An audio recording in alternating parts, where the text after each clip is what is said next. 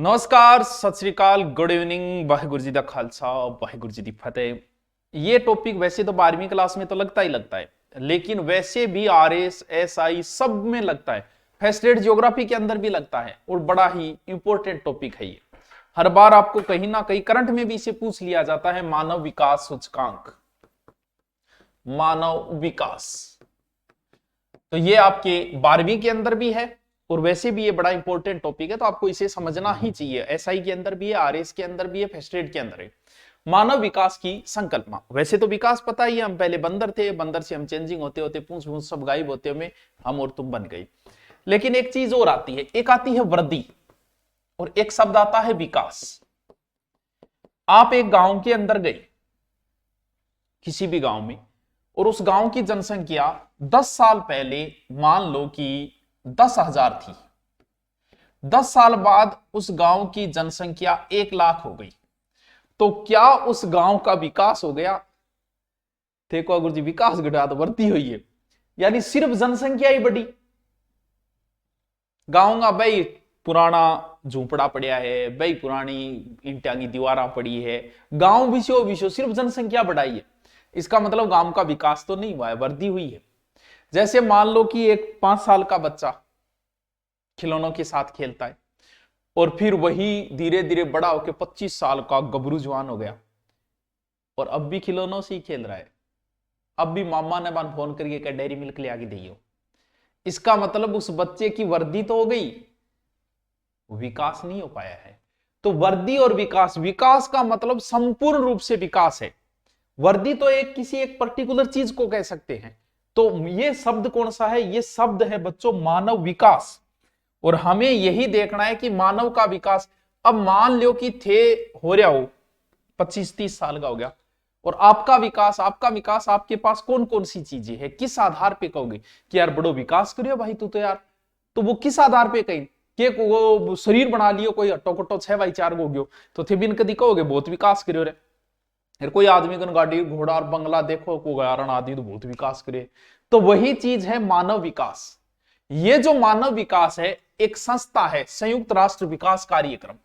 संयुक्त साथ साथ में उतारते जाना, बहुत इंपॉर्टेंट टॉपिक है ये, वेरी वेरी इंपॉर्टेंट। संयुक्त राष्ट्र विकास कार्यक्रम, विकास कार्यक्रम मैं साथ साथ में लिख रहा हूं और लिख रही हूं खातर हूं कि ताकि थे समझ को। United Nation development programming, UNDP, जिसे हम कह सकते हैं यूएनडीपी।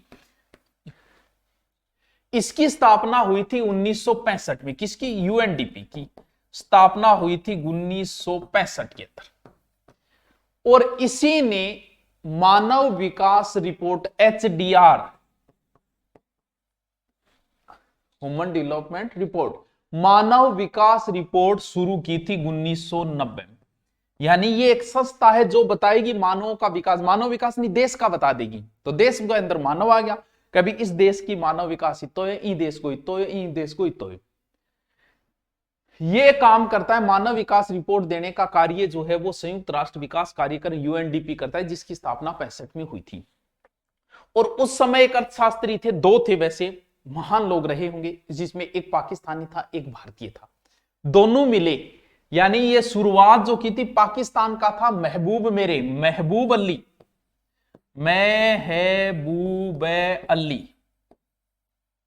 ये कहां का है? ये पाकिस्तान, महबूब उल हक, सॉरी महबूब अली, महबूब उल हक, महबूब याद रख लियो, महबूब उल हक, उल हक।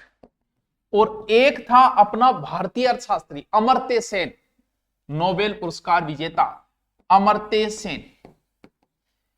इन दो लोगों ने मिलकर, यानी एक पाकिस्तान का है एक भारत का है, और जिस व्यक्ति ने ये चीज बनाई पाकिस्तान वाले ने, उन्हीं का डेवलप नहीं हो पा रहा है और विश्व लेवल पे दे दिया कि पूरे विश्व की रिपोर्ट आने लग गई। महान व्यक्ति रहा होगा ये भी। महबूब उल हक पाकिस्तान का और भारत का है अमर्त्य सेन। इन दोनों ने, इन दोनों के नाम ध्यान रखना भाई, लिख लेना साथ में। अब आती है मानव विकास सूचकांक,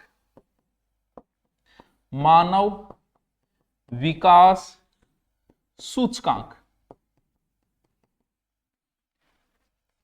यानी ह्यूमन डेवलपमेंट इंडेक्स, जिसे हम कह सकते हैं HDI। समझते जाना साथ साथ में, काम की बातें हैं ये। नॉर्मली लेना इन चीजा को नहीं है, SIRA जैसी एग्जामों में बहुत परसेंट पुटअप होता है इसका। आज की रिपोर्ट तैयार होगी HDI यानी मानव विकास सूचकांक। ये जो सूचकांक होता है वो हमेशा ही 0 से 1 के बीच में होता है। या कह दे भाई जी 70% वृद्धि कर ली, इनको मतलब 100 तक ले आपा, तो 0 से 1 किसी देश का मानव विकास कितना होगा 0.973, कि 0.900 कि 0.817, यानी 0 से 1 के बीच में। पहली बार ऐसा सुन रहे होंगे कि 0 से 1 के बीच में गुरुजी रिपोर्ट है, बिल्कुल ऊंचो वेगो मानव विकास HDI रिपोर्ट ऊंची होगी, नीचो है नीचो होगी। ये जो HDI रिपोर्ट तैयार करेगी वो एक संगठन करेगा, अंतरराष्ट्रीय संगठन, और उस संगठन में भी 4 संगठन मिलके करेंगे। यहां से प्रश्न तो वैसे कभी नहीं पूछा, लेकिन फिर भी कोई डीपली हो तो पूछ ले। एक तो होगा विश्व संसाधन संस्थान, कौन? एक तो संस्था होगी विश्व संसाधन संस्थान, एक तो आवेगी। 4 लोग मिलकर रिपोर्ट है, द वर्ल्ड रिसोर्स इंग्लिश में बोलेंगे इंस्टीट्यूट यानी WRI, एक तो इसमें ये शामिल होगा। जो रिपोर्ट बनाएंगे कुड़ मिलके बनाओ, कोई रिपोर्ट मिलके तो बनाओगे। और होगा संयुक्त राष्ट्र पर्यावरण कार्यक्रम, संयुक्त राष्ट्र पर्यावरण कार्यक्रम, ये भी इसके अंदर रिपोर्ट के अंदर संस्था में शामिल होंगे। The United Nation environment programme UNEP, एक होगा ये, ठीक है। तीसरा होगा संयुक्त राष्ट्र विकास कार्यक्रम, तीसरी सागे मिलेगा, एक माने भी सागे मिला, the United Nation development programme यानी UNDP आ भी मिलेगी। और एक मां शामिल हुएगा विश्व बैंक। यार जका आदमी कर्जो ज्यादा होते कह दोगे कभी को विकास हो गयो, तो मतलब बैंक में भी पूछो भाई के record, the world bank WB, थोड़ा सा लिख लेना, क्या पता यहां से भी कोई पर्सन पूछ ले। ये 4 संस्थाएं मिलके और किसी भी देश का मानव विकास सूचकांक जारी करेगी HDI जारी। दोबारा समझो इस चीज को, बहुत इंपॉर्टेंट है। देखो मैंने बताया कि किसी भी देश का विकास मानव विकास रिपोर्ट के आधार पे पता लगाते हैं हम कि इस देश का इतना रहा, तो हम देखेंगे भारत का कितना है, विश्व पे सबसे टॉप पे कौन, वो सब देखेंगे। तो इसमें रिपोर्ट जारी करता है संयुक्त राष्ट्र विकास कार्यक्रम UNDP द्वारा, जिसकी स्थापना 65 में हुई थी। 1990 में मानव विकास रिपोर्ट जारी होना शुरू हुई थी, जिसमें 2 व्यक्ति है, एक पाकिस्तान का है, एक भारत का है। पाकिस्तान का महबूबुल हक है, भारत का अमर्त्य सेन है। ये चारों तो याद करो तो कर लियो, नहीं करो तो कोई बात कोई। अब चलो, अब बात आई कि गुरुजी मानव को विकास, जी हाँ थे कोई व्यक्ति को विकास, देखो कि भाई जी को विकास किया है, तो थे देखो अपर डेढ़ है, एक नौकरी लागियो, गाड़ी घोड़ा की है, घर किसी हो यार, बिल्डिंग की है, प्लॉट किता है, अंग आधार पर ही तो कहोगा यार बहुत विकास करियो। तो जब कोई देश को विकास निकाले, बंग आदमियों को विकास निकाले, तो बिंग मां के चीज शामिल करा, तो इंग मां HDI जब रिपोर्ट तैयार होगी, जहां थे मान लो HDI रिपोर्ट तैयार करोगा, तो 3 चीजा शामिल करोगा वे, यानी 3 आधारभूत घटकों को मिश्रण करोगा। 3 घटक इसमें शामिल किए जाएंगे किसी भी देश की रिपोर्ट निकालने खातर, 1 2 3। बहुत काम की 8% पूछी जाए भाई जी, ज्यादातर तो यहीं से उठाता है। सबसे पहले तो देखेंगे कि वहां लोग कितनी उम्र तक जीते। सर कोई देश में उम्र में ज्यादा जी रहे हैं, मतलब बिंगो विकास ज्यादा हो भाई साहब, दवाइयों का वहां विकास हो चुका है, लोग मरने नहीं दे रहे हैं। वो बच्चों का आपको पता है, आज हमारे देश में, आज आप थार दादा दादी थे सुनोगा नहीं तो एक आधो बांग बीटे में जाम तो नहीं मरी जा, तो क्यों? देश को विकास ही को नहीं हो, गांव साधन ही को नहीं हो, तो शहर खातर ल्याण खातर। तो अगर बच्चे अगर मर रहे हैं ज्यादा, मतलब देश का विकास नहीं है। भी इसे बूढ़ों से नहीं लेके बच्चों से ले सकते हो, क्योंकि बच्चे मर रहे हैं तो भी भारत की औसत आयु 60-61 वर्ष है। क्यों है? जबकि जीवन तो ज्यादा है, 80 तक लोग जीते हैं, लेकिन बच्चे ज्यादा मर रहे हैं, तो वो रिपोर्ट तो घट गई ना। तो सबसे पहले वो लेंगे दीर्घायु, जिसे जीवन प्रत्याशा कहा जाता है, कि लोग कितना जीते हैं। सागा सागा लिखता जाइए, बहुत इंपॉर्टेंट टॉपिक है Tauro, very very very important. फिर देखा पढ़ा लिखा भी ज्ञान का आधार पर भी तो विकास को पता लगावे, यानी प्रौढ़ साक्षरता, इसके आधार पे भी किसी देश के विकास का पता चलता है। तीसरा है जीवन स्तर। अब मान लो कि कोई व्यक्ति ज्यादा उम्र ले ली, पढ़ेड़ो भी है, लेकिन भूखो मरे, फिर क्या मतलब? जीवन स्तर जो सुधार ही को नहीं है देश में, तो क्या मतलब इसी पढ़ाई को भाई? यानी क्रम शक्ति जिसे कह सकते हैं, कितने लोगों को रोजगार मिल रहा है, उस आधार पे भी जीवन स्तर। यानी मानव विकास रिपोर्ट तैयार करने में टाबरो 3 चीजा काम करांगा। एक तो क्या, लोग कितना जी रहे, ज्यादा जगह उम्र की औसतायु है, जगह देश की मतलब बिंगो अच्छी है, शिक्षा कितना तक पहुंची है, और लोगों का जीवन स्तर कैसा है कि शिक्षा मिलके भी लोगों को रोजगार मिल रहा है कि मिल रहा है। अब आप जारी करांगा कि मानव विकास सूचकांक। ठीक है, सबसे पहले जीवन प्रत्याशा, मानव विकास सूचकांक। अब देखो, 1 मिनट की चल रही है। ठीक है, देखो पहले देखेंगे कि ये क्या चीज है, फिर देखेंगे ये क्या चीज है, फिर देखेंगे ये क्या चीज है। देखो समझो, सबसे पहले क्या बताया, जीवन स्तर, यही तो बताया कि लोगों का जीवन स्तर नहीं, यानी जीवन प्रत्याशा सूचकांक क्या निकालेगा, जीवन प्रत्याशा सूचकांक कैसे निकाला जाएगा, यही तो बात है। मैंने 2001 के अंदर 2001 के अंदर भारत का कितना था, भारत का था 63.9, यानी औसत लोगों की उम्र भारत के अंदर ये थी। कब, 2001। तो इतने औसत का मतलब हमें तो 0 से 1 के बीच निकाल लिए भाई। आपको क्या बताया, मानव विकास सूचकांक 0 से 1 के बीच में होगा, तो ये जो निकल के आएगी वो आएगी 0,698, 100 में से। सर कैसे निकलेगी, कैसे निकालना है, यानी अगर आपको जीवन प्रत्याशा सूचकांक निकालना है तो कैसे निकलेगा, तो औसत कितनी है भारत की, 63.9। ठीक है, इसमें से निम्नतम उम्र घटाई जाएगी, बट्टे कितनी, अधिकतम लगभग 85, 100 को नहीं वे कदी, 100 कटे कोई देशी हो ही कौन सके, फिर 25, तो उत्तर निकल के आएगा 0,648, सॉरी 698 को नहीं 48 है। ये है 2001 का। आपको पता है विश्व का सर्वाधिक जीवन प्रत्याशा सूचकांक किस देश का है, विश्व में सर्वाधिक जीवन प्रत्याशा सूचकांक है जापान का। एचडीआई में टॉप पे नहीं है जापान, जीवन प्रत्याशा में जरूर टॉप पे जापान। आपको पता है जापान में औसत उम्र इतने वर्ष है, जापान में बूढ़िया बूढ़िया दिखा था, क्या उम्र है यार, 81, टॉप पे जापान है। भारत की तो घट गई है, 63 से भी घट के आ गई, 61 तक आ गई है। ये है जीवन प्रत्याशा सूचकांक, समझ में आई बात है। फिर एक जनसंख्या अगर आप देखा नहीं, जी बात करा कोई देश में वृद्ध जनसंख्या, इन्हें अमेरिका में सीनियर सिटीजन कहा जाता है। ये 3 वर्ग में आते हैं। देखो, एक तो उम्र मानी जाती है 0 से 14 वर्ग की, दूसरी मानी जाती है 15 से 64 वर्ग की, और फिर तीसरी मानी जाती है 65 से ऊपर की उम्र की। ठीक है, ये 3 रूपों में मानी जाती है। वृद्ध जनसंख्या मतलब सीनियर सिटीजन, जिसमें 65 प्लस वालों को शामिल किया जाता है सीनियर सिटीजन के अंदर। विश्व की अगर बात करूं तो 6.8% वृद्ध लोग हैं, यानी पूरे विश्व में ही 65 से ऊपर उम्र के लोग इतने प्रतिशत हैं।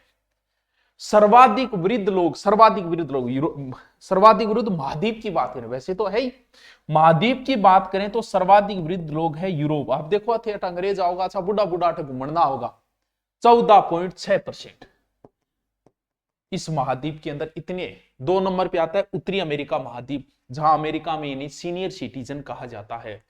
ठीक है, अमेरिका में इन्हें सीनियर सिटीजन। ये राष्ट्रीय स्तर पर देखें तो अमेरिका में भी बहुत ज्यादा है।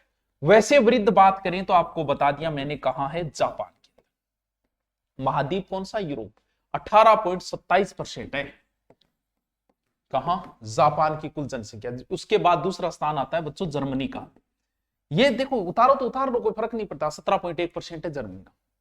आपको पता है इथोपिया और सोमाली देश में मात्र 1 से 2% ही वृद्ध है, क्योंकि उन देशों की इतनी हालत है, गरीबी, ना चिकित्सा के साधन, ना कुछ, लोग मर जाते हैं जल्दी, तो वहां मात्र 1 से 2% है इथोपिया और सोमाली। अब तीसरी चीज, दूसरी क्या बताई, जीवन प्रत्याशा निकाल लिया हमने, निकालना बता रहे हो, बाकी आंथा याद करना जरूर नहीं, कोई डीप तैयारी कर रहे हो, पिंग काम की चीज है बच्चों। दूसरी देखो क्या है, साक्षरता। क्यों, क्योंकि ज्ञान, साक्षरता मतलब ज्ञान है, पढ़ा लिखा ज्ञानी हो ये जरूरी नहीं है मित्र। तो साक्षरता, तो हमें निकालना पड़ेगा वयस्क साक्षरता सूचकांक।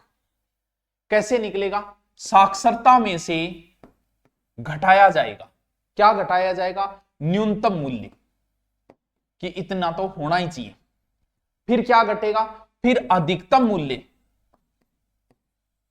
में से फिर घटाया जाएगा न्यूनतम मूल्य। ये बहुत हाई लेवल की तैयारी वाले को आपको जरूरत नहीं। यानी 2001 भारत 57.2 में से 0, अधिकतम 100% साक्षरता होती है बराबर 0, तो उस समय भारत की थी 0.572। ये 2001 की बता रहा हूं, ये भी नहीं पढ़ना, ये सिर्फ समझना है।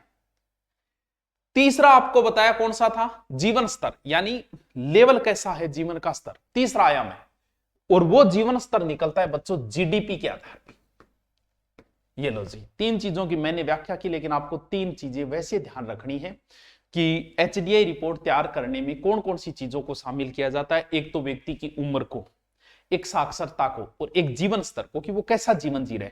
जदी तो बेरो पड़ेगा कभी अंगो बढ़िया चाल रहे, अंगो देश भी अच्छे लेवल के ऊपर है। अब देखो, फिर 12वीं क्लास में एक चीज और दी गई है, वो भी हम पढ़ लेते हैं। उसमें दिया है मानव विकास के स्तंभ। इसे भी समझो आप कि मानव विकास के कितने स्तंभ है, तो मानव विकास के 4 स्तंभ है। वो तो एचडीआई रिपोर्ट तैयार करने में 3 चीजों की आवश्यकता होती है, लेकिन मानव विकास के 4 स्तंभ है। कौन कौन से? समता। सर क्या है समता? अभी देखेंगे हम समता क्या है।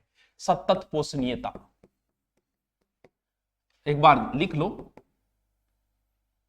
क्या पता कोई सिर्फ भी प्रश्न पूछ ले बेरो के। उत्पादकता, और चौथा है सशक्तिकरण। ये चीज है, समझो। मानव विकास का 4 स्तंभ है। चारों स्तंभ मान थोड़ो समझो। 1 मिनट राखो, मैं छींक ले लू, ठीक है? आओगी को नहीं आओ बेरो कोंटा ब्रो, सोचो थे आओगी को नहीं। देखो, पहली चीज बताइए आपको कि मानव विकास के लिए क्या चीज जरूरी है? समता, यानी प्रत्येक व्यक्ति की बीच चीज तक समान पहुंच होनी चाहिए। सर समान पहुंच मतलब किसी भी तरीके से जाति भेदभाव नहीं होना चाहिए। कैसे? जैसे गांव में स्कूल है, क्या जरूरी है कि हर बच्चा उस स्कूल में पढ़ पाए? अब आप बताओ, हमारे दक्षिण राजस्थान में आदिवासी क्षेत्र है, वहां 10-10, 15-15 किलोमीटर तक कोई स्कूल नहीं है, वो बच्चा वहां तक कैसे पहुंचेगा? तो क्या समान चीजें मिल पाई उसे? क्या समानता हो पाई? एक तो शहर के अंदर स्कूल है, हर बच्चों चले जाओ, एक 15 किलोमीटर दूर है, तो सरकार का यह दायित्व बनता है कि सबको समान पहुंच मिल सके हर चीज के ऊपर। यह स्कूल का एक उदाहरण दिया है। सतत पोषणीयता, हर पीढ़ी को समान अवसर मिले। कैसे? जैसे राजस्थान पुलिस की भर्ती आई है, तो हर व्यक्ति को मौका मिलना चाहिए राजस्थान पुलिस भर्ती में शामिल होने का, कोई चूकना नहीं चाहिए। सर हर व्यक्ति को मान लो बेचारा के स्कूल दूरी, वो पढ़ कौन पायो, वो 10वीं पास ही कौन कर पायो, तो के भी राजस्थान पुलिस खातर बेचारा मौको मिल पाओ? वो नहीं मिल पाओ। क्यों? क्योंकि कोई चीज अगर समान होगी तो ही वो समान रूप से पहुंच पाएगी। और सतत पोषणीय मतलब आपनी आने वाली पीढ़ी भी है। अब आपा कई चीजा तो खा जाऊंगा, जी खनन है, बहुत सी चीजा तो बचेगी कौन बिना आप दोन आज ही कर लिया, मान लो पेट्रोल काम में ले ले, दोन कर लियो, आना पीढ़ी तो मिलेगा ही कोनी। तो भाई सतत पोषणीयता घटो, सगड़ा समान रूप घटू मिलू। डायनासोर आप देखनी कौन दियो पीढ़ी आप अगली पीढ़ी डायनासोर कौन देख, आप चित्ता वगैरह कौन देखने देंगे आना पीढ़ी, तो भाई बात है वो है तो सतत पोषणीयता। फिर है उत्पादकता। उत्पादकता का मतलब यह है कि लोगों की क्षमताओं का निर्माण करके उत्पादक निरंतर की वृद्धि होनी चाहिए। लोगों में यह क्षमता होनी चाहिए कि वो कुछ कर सके, ज्ञान की बेहतर चिकित्सा सुविधा, कार्य वगैरह मिलनी चाहिए, वो उत्पादकता। सशक्तिकरण की, विकल्प चुनने की भी शक्ति होनी चाहिए। ओ यही जो है व्यक्ति सशक्तिकरण है, ये शक्ति स्वतंत्रता व क्षमता को बढ़ाती है। तो ये 4 स्तंभ है जो व्यक्ति को होने चाहिए। मानव विकास के 4 स्तंभ है, तो ये एनसीईआरटी में दिए गए थे, तो मैंने आपको बताया। अब हम मानव रिपोर्ट जो हर बार आती है एग्जाम में प्रश्न, अब देखते हैं मानव, हर साल आती है, हर साल मानव विकास रिपोर्ट। अब एनसीईआरटी में तो पुरानी दे रखी है, तो क्यों ना हम नई देख ले। कब की? 2022 की। तो ये करंट में भी इंपॉर्टेंट है, वैसे इंपॉर्टेंट है ही। कौन जारी करता है? यूएनडीपी। ये बात तो आप डिटेल से पढ़ के आए हो, तो आपको पहले से ही पता है कि सारी यूएनडीपी देवे मानवेरो है। और इसका एचडीआर का मुख्यालय कहां है? न्यूयॉर्क। ठीक है। 1990 में शुरू हुई, मैं बोल इसके 3 स्तंभ बताए, साक्षरता, प्रति व्यक्ति आय और जीवन प्रत्याशा। अभी जो 2022 रिपोर्ट में टॉप पे रहा स्विट्जरलैंड, और आपको पता है वैसे देखिए तो बहुत बार अधिकतर इसमें नॉर्वे रहा है, जिसे मध्य रात्रि सूर्य का देश कहा जाता है। स्विट्जरलैंड देखने लायक देश है। मानव विकास रिपोर्ट पे टॉप पे स्विट्जरलैंड रहा था 0.962 नंबरों के साथ। कितने में से? 1 में से। वैसे हर बार नॉर्वे ही रहता है, और 2022 में तो नॉर्वे आ गया सेकंड स्थान पे। तीसरे स्थान पे कौन है? आइसलैंड।